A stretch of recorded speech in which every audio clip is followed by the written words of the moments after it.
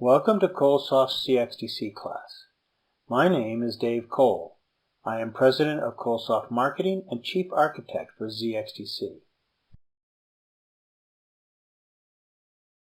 When loading source image maps, normally cXDC can discover the names of DWARF files and source files automatically. But there are several scenarios where the available file information is absent, wrong, or just plain useless. In those cases, cXDC has to rely upon you, the user, to provide the missing information. This class explains and illustrates various ways to do that.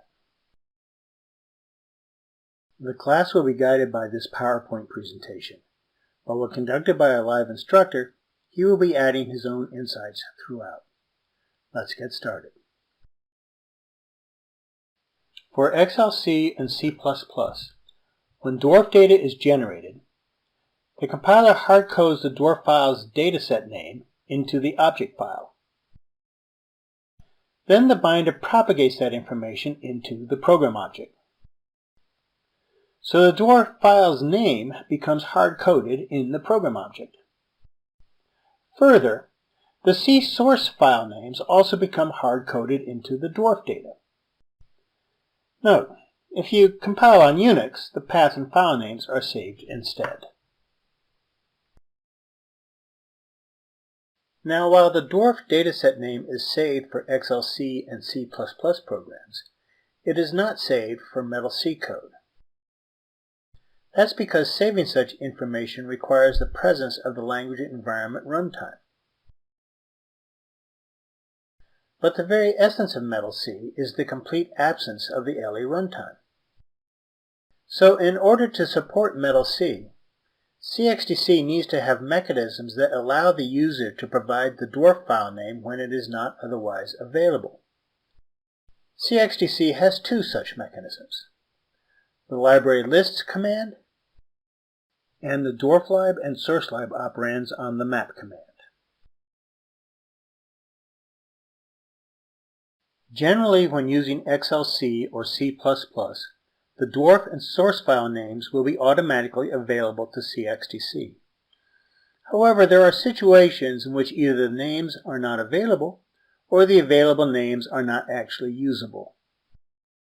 Number 1, when you are using Metal C, but we've already covered that. Number 2, when you have renamed the DWARF or source file. Number 3, when you have moved the DWARF or source file to a different library or folder. Number 4, when the C source file is spooled by Jez, or in plainer technobabble, when it is from a sysinddd star. And finally, when the C source file is from a temporary dataset, from an AND temp name or some such. This can happen when the C source file is generated by a precompiler, such as could be the case for DB2 programs containing embedded SQL. In such cases, the modified source needs to be passed to the C compiler in a non-temporary dataset so that it will still be around when cXDC needs it at runtime. When you first connect into a debugging session for an XLC or C++ program, cXDC has already done its magic. It has loaded the program's maps. It has stepped execution through the prologue to the first C statement, and it shows you your C source right away. This all works because LE has told cXDC where the DWARF file is, and DWARF has told cXDC where your program's C source code files are. But for Metal C programs, it's a different story. For starters, you don't automatically see C source statements. You just see the disassembled machine code instead. Also, cXDC does not yet have any knowledge regarding stack frames and C variables. So let's look under the covers just a bit. I'm going to issue a list maps command. And sure enough, no C source map has been built.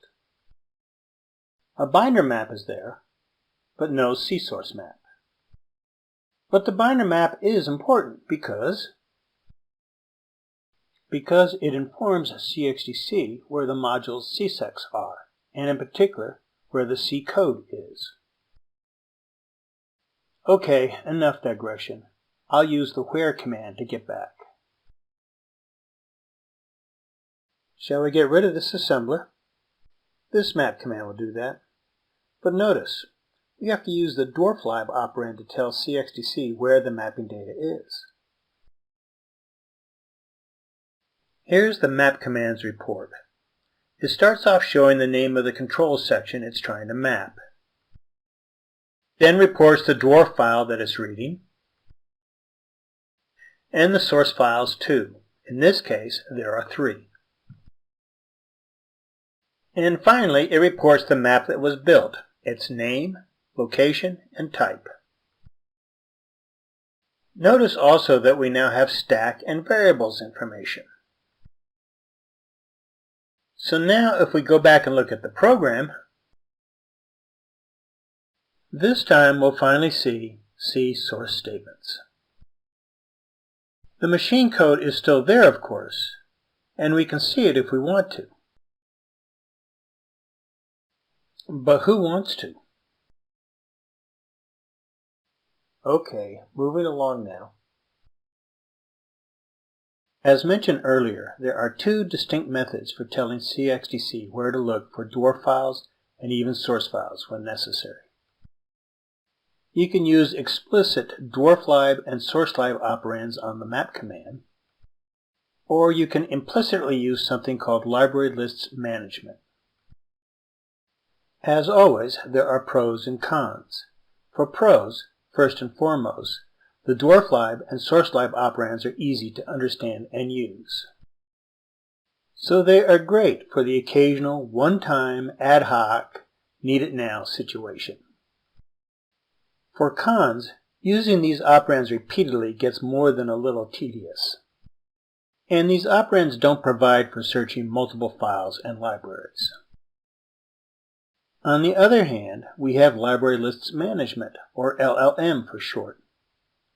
You can use LLM to create multiple lists of files, libraries, and even DD names that cXDC is to search when looking for DWARF data and source files. These lists can be organized according to the programs being debugged and the projects being developed. Once you've set up your lists, the need to change them is infrequent. The main downside is that understanding library list management can be difficult, and they can be a pain in the butt to set up right. The user uses the library lists command to build lists of candidate library names, file names, and/or DD names to be offered to cXDC as a substitute for an original name that cXDC suggests. These names are referred to as candidate names. The candidate names are selected by match patterns paired with replacement strings. Those strings may be either individual candidate names or names of lists of candidate names. They can, and likely should, include wildcard strings so that a single pattern can match an entire category of original names. Shown here is a match pattern that you might set up for Metal C programs. The replacement names may contain variables that relate to a match pattern's wildcard strings. When looking for files that contain map data, cXDC calls library lists management either with an original name from the program being mapped or an intentionally invalid made-up name when an original name is not available. In the case of a Metal C program, cXDC calls library list management with an intentionally invalid made-up library name of -Metal C -CSEC. And then for a member name, cXDC passes the CSEC's actual name, possibly truncated. Library list management then tests that name against the user's match patterns, and for each pattern that the original name matches, LLM constructs a replacement name by merging portions of the match pattern into the original name. If no match pattern matches the original name, then cXDC attempts to use and open the file using that original name, which in the case of Metal C would not work very well.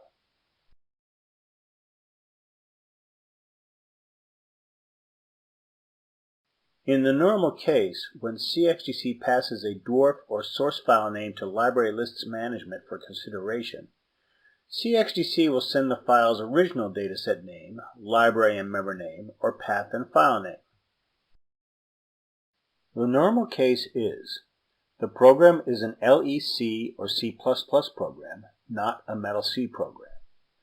The DWARF and source files are either classic file system datasets or library members, or USS file system files. The source file is not a DD star. The source file is not a temporary. If you have moved or renamed the files, then you need to construct library list entries that will recognize the original names and replace them with the correct names. Otherwise, library list entries are not needed. There are special cases when the DWARF or source file name is either not available or is available but is simply useless. For Metal C, the DWARF file name is not available. You have to tell cXDC where it is. For sysndd star, a file name is available from the DWARF, but it is useless. Similarly, for temporary files, the name is available, but again, it is useless. In special cases, cXDC will send to the Library Lists Manager a file name that is made up and that is intentionally invalid. The idea is, if LLM does not offer a corrected name, then cXDC wants to guarantee that the use attempt fails. The truth is, the only workable case here is the Metal C case.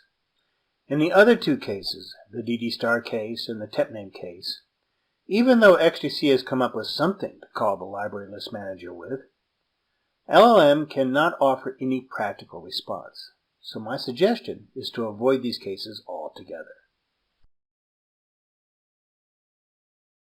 A couple of slides ago, I discussed match patterns containing wildcard strings. This is the pattern I used there. Here is another example. A match pattern is a string that contains usually a mix of constant characters and wildcard strings. The following are wildcards. A question mark matches exactly one character, no more, no less. An asterisk matches 0 or more characters up to the next delimiter within the original name from cXDC. Delimiters are periods, open and close parentheses, and forward slashes. Double asterisks match 0 or more characters up to the end of the original name. Library Lists Management uses a greedy algorithm. This means that a leftwards instance of star or double star will be assigned to the longest string that does not cause the overall match to fail. Okay, there's a lot more to say about wildcarding, but for now I'm going to stop right here. For a more complete discussion, please refer to the built-in help. Match variables are temporary variables whose values are set from the text matched by wildcard strings. In this example, there are 5 wildcard strings. Library List Management provides for up to 9 match variables, named &1 through 9. When cXDC passes to LLM an original file name, it is tested for a match against the available match patterns. In this case, there was a successful match.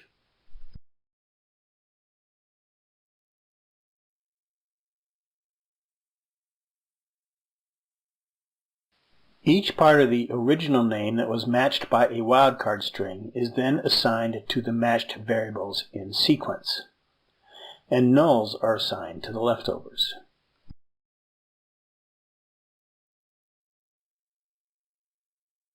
Now let's assume in this example that this particular match pattern had been paired with this candidate name pattern. Then the AND1 and AND5 variables would be replaced by dbcol and member respectively, and the result would then be returned to cXDC.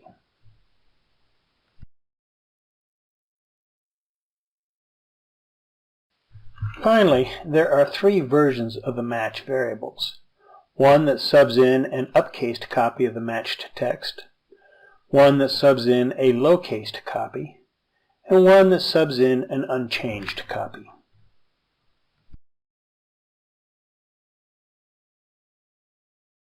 Finally, here are a few links to remember. ColeSoft.com is where you can go to get general information about both zXDC and cXDC, and to find out what our friends think about our products. You can also download products and start trials. You can also download maintenance and temporary licensing keys. And you can reach out to our sales team. XDC.com is the front door for a forum we have on LinkedIn where you can ask questions, get tips, and learn about the latest news and maintenance. If you join this forum, you will receive push notifications about maintenance and new developments. We have a number of training videos on YouTube for both zXDC and cXDC. And we keep a Facebook presence for less businessy information about ColeSoft and its people. When you need technical support, you can reach us both by the forum and by email and by phone.